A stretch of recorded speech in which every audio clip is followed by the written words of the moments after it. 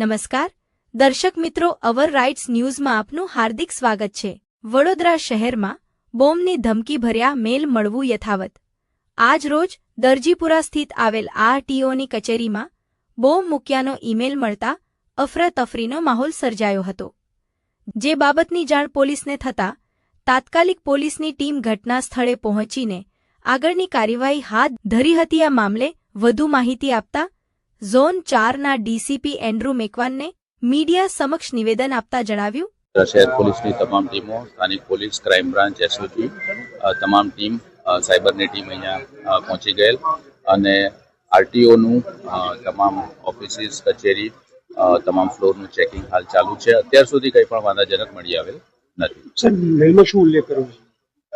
RTO કચેરીને ઝેરી ગેસના બોમ્બથી ઉડાવવાની ધમકી મળેલ છે, જેની બીડીડીએસ ટીમો દ્વારા હાલ ચેકિંગ ચાલુ છે।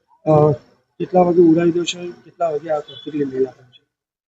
મેલ સવારે મળ્યો હતો આરટીઓ કચેરીને અને લગભગ 12 વાગ્યા સુધી બ્લાસ્ટ થશે એ પ્રકારેની એમાં વિગત હતી, પણ તેની તપાસ હાલ ચાલુ છે। ક્યાંથી આવ્યો છે? મેલનું ઓરિજિનેટર ટ્રેસ કરવા માટે સાયબર ટીમ હાલ કાર્યરત છે। જે કોઈ પણ જગ્યાએથી મેલ આવ્યો છે તેની તપાસ ચાલી રહી છે। કેટલી ટીમો કામે લાગી હતી?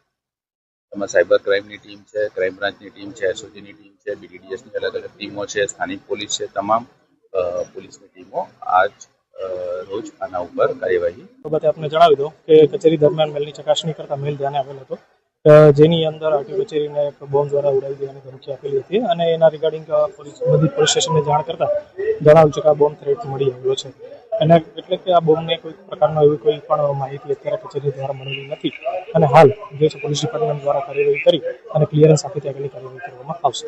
મેલમાં શું ઉલ્લેખ કર્યો છે? મેલની અંદર જે જણાવેલું છે કે બોમ્બ દ્વારા આરટીઓ કચેરીના જે અરજદાર છે એ એની ઉપર કાર્યવાહી કરવામાં આવશે એવું જણાવેલું હતું।